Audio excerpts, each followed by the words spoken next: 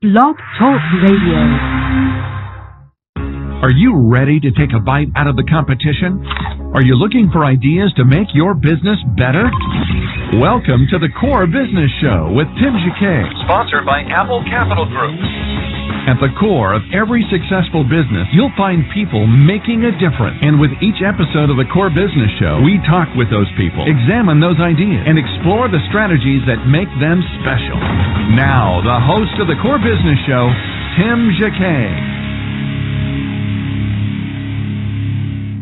Good morning. Welcome to another edition of the Core Business Show. I'm Tim Jacquet, your host. We're going to talk about intellectual property, how to protect it. Age-old question. If you'd like to chime in this conversation, you can go ahead and email at info@Apple Capital Group. Better yet, our new website is info@thecorebusinessshow.com. Let's go ahead and dive into intellectual property. If you're a software developer, or if you're a musical artist, or you're a book artist, or you have a invention that you made, you want to protect it. It's your property. So kind of keep in mind, you're a small business. Security is a prime concern.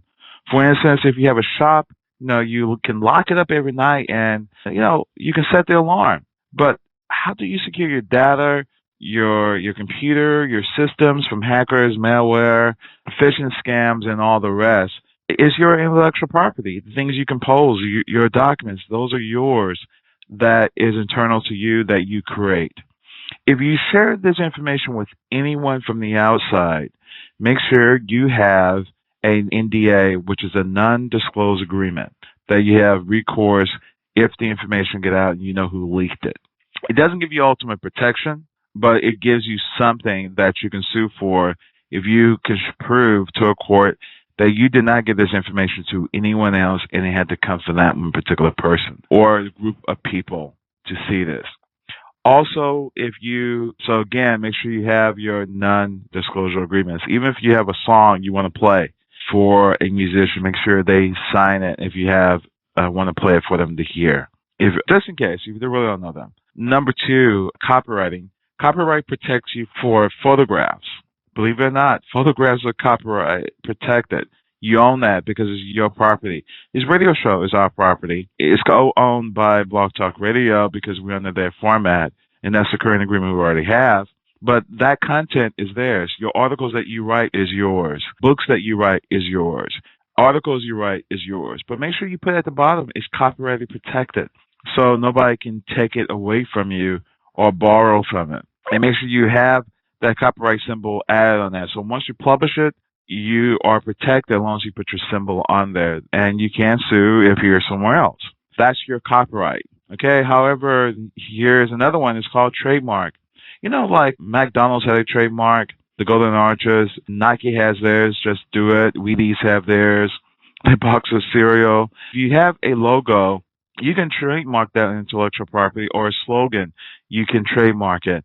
And you can register that with the U.S. Patent Office. You can go to uspto.gov and register your logo or your phrase that you use for your trademark. Okay, like if I want to say, take a bite of the competition, we can copyright that as a trademark for our company and get a logo that we can file as well. Probably it's $100. It's not that much. Same thing with copywriting. You can copyright a series of articles that you've written at one time, even if you already published them. If you publish them, yours already time-stamped. Make sure you publish it to yourself first, or have some proof that you have this before you actually, even if you save it on your computer, you have a timestamp that's on that particular file. Make sure you don't edit that file. Make sure you save it before you send it and timestamp it, and just put it in the copyright folder, maybe on the off-site location that it can be stamped from that particular moment on. Then it gives you time to go ahead and file your copyrights. I didn't mean to backtrack. Let's go by inventions. Patent protects inventions unlike copyrights or trademarks. Patents are not creative by simply affixing a common copyright sign. You can't do that for a product. Instead, you got to get a patent license, and you're going to get, when you file, you get a patent pending from the USPTO. Okay, so it takes time to go through the process on your patent pending, but at least it's there. You want to get a lawyer because you got to submit a lot of paperwork on patents. Copyright, you probably can fill out your own. by reading the information from the government or go to the office. Same thing with trademark. You can kind of do that on your own. A patent is a little bit more complicated. If you've done it before, it might be not so complicated, but if you haven't done it, you really, really need to get an attorney to do that. So just go to the Copyright Office, and they will help you out on that. Let's go to trade secrets, formulas like Coca-Cola. You need to get an attorney for that because it's a recipe. It's a pattern in your software. So those things are really, really complicated, and that's where you need to step in to get an attorney because those things can be swiped very easily. I mean, anybody can make up the Coca-Cola product. Yeah, some things are guarded, but you got to look at the technology back that time. Don't think that they can't create the wheel with current technology.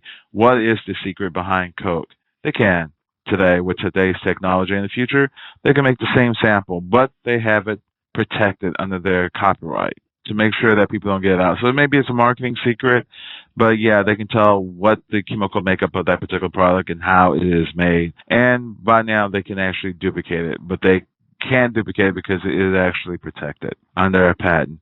So anyway, go do some research from the government office. Don't go to someone else's website and use their words. Use the government.